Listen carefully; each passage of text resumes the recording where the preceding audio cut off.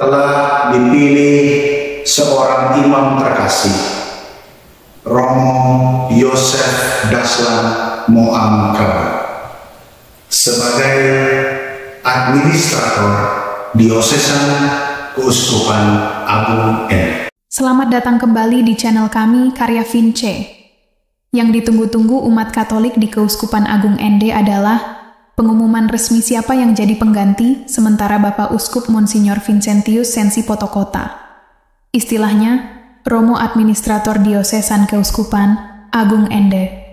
Romo Administrator inilah yang menjadi pimpinan tertinggi keuskupan, sementara hingga Paus Fransiskus menunjuk uskup yang baru. Romo Administrator Diosesan Keuskupan Agung Ende sudah terpilih.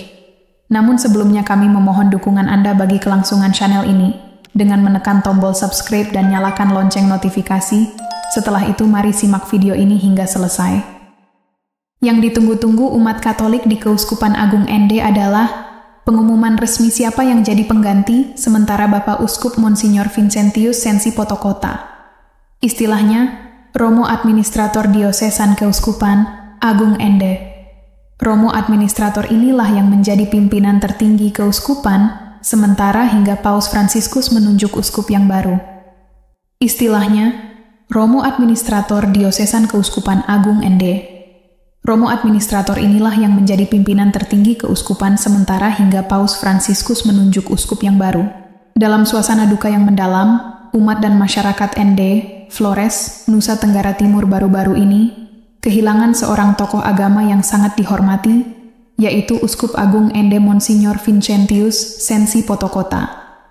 Beliau meninggal dunia pada Minggu, 19 November tahun 2023 di RS Karolus, Jakarta, setelah berjuang melawan penyakit kanker usus. Umat Katolik merasa kehilangan sosok yang dianggap sederhana dan dekat dengan semua kalangan. Pada Jumat, tanggal 24 November tahun 2023, Dewan Konsultores mengumumkan di Keuskupan Agung Ende bahwa Romo Vikjen Yosef Daslan Moangkabu telah dipilih sebagai Administrator Diosesan Keuskupan Agung Ende. Pengumuman ini disampaikan dengan terang Roh Kudus dan mengikuti tuntunan Kitab Hukum Kanonik tahun 1983. Administrator Diosesan ini tidak disebutkan dalam doa Ekaristi Kudus, kecuali mereka yang memiliki martabat episkopal.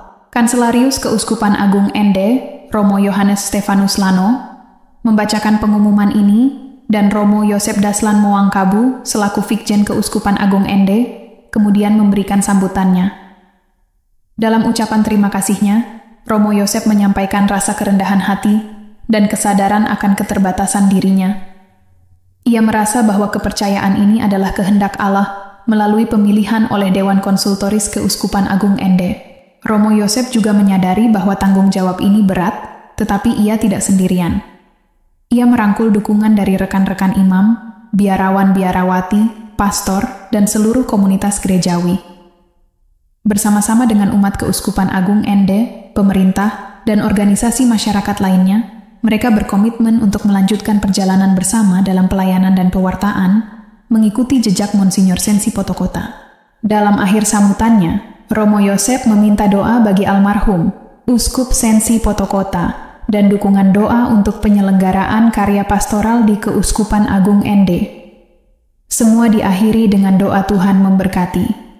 Telah dipilih seorang imam terkasih, Romo Yosef Daslan Moangkabu, sebagai Administrator Diosesan Keuskupan Agung Ende. Monsignor Vincentius Sensi Potokota, Uskup Agung Keuskupan Agung Ende, meninggal pada hari Minggu, 19 November tahun 2023 di Rumah Sakit Karolus, Jakarta, di usia 72 tahun. Artinya, mendiang menutup perjalanan tugasnya 3 tahun sebelum masa pensiunnya tiba di usia ke-75. Lalu, bagaimana cara memilih pengganti uskup yang meninggal? Di penghujung tugasnya, Uskup Agung Ende meninggal karena kanker usus. Meninggalkan uskup sebelum masa pensiun memang kerap terjadi. Dan Gereja Katolik sudah punya tradisi untuk melanjutkan tampuk kepemimpinan tersebut. Bergantung keputusan Paus. Pergantian uskup dalam dunia Katolik. tak sama dengan pemilihan umum.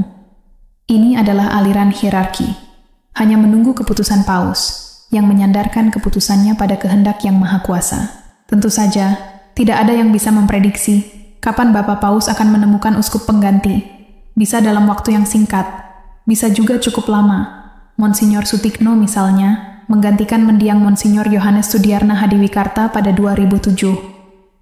Padahal, Monsinyur Hadiwikarta meninggal pada 2003. Artinya ada 4 tahun masa kekosongan takhta.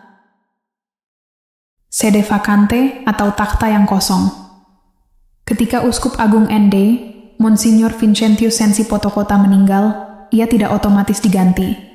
Karena seorang uskup memang tidak punya wakil. Memang, dalam struktur keuskupan, ada sejumlah romo yang bertugas untuk menjalankan dan mewakili tugas-tugas keseharian seorang uskup. Misalnya dalam hal pembinaan kaum muda, hubungan antaragama, atau administrasi gereja lainnya. Tetapi, ketika uskup meninggal, struktur itu terhenti. Ada kekosongan kekuasaan, vacuum of power. Dalam bahasa Latinnya, sede vacante. Terjemahan harfiahnya, kursi kosong. Yang akan mengisi kekosongan itu adalah Dewan Konsultor Keuskupan. Dewan Pertimbangan Uskup tetap hadir, sampai ada uskup agung yang akan memberi tugas tentang siapa-siapa yang akan mengisi tugas tertentu. Misalnya, soal peran administratif dan sebagainya. Yang akan mengisi kekosongan itu adalah Dewan Konsultor Keuskupan. Dewan Pertimbangan Uskup tetap hadir, sampai ada uskup agung yang akan memberi tugas tentang siapa-siapa yang akan mengisi tugas tertentu. Misalnya, soal peran administratif dan sebagainya. Sementara itu, sebuah ritus akan bergegas mengisi kekosongan dalam kepemimpinan rohani di keuskupan. Yakni, dari Dewan Senior Uskup dan Klerus, kaum biarawan pemimpin agama, merekalah yang menjalankan urusan sehari-hari keuskupan. Tidak sekadar untuk menjaga stabilitas, tetapi juga melancarkan roda kehidupan rohani para umat. Memilih 3 calon.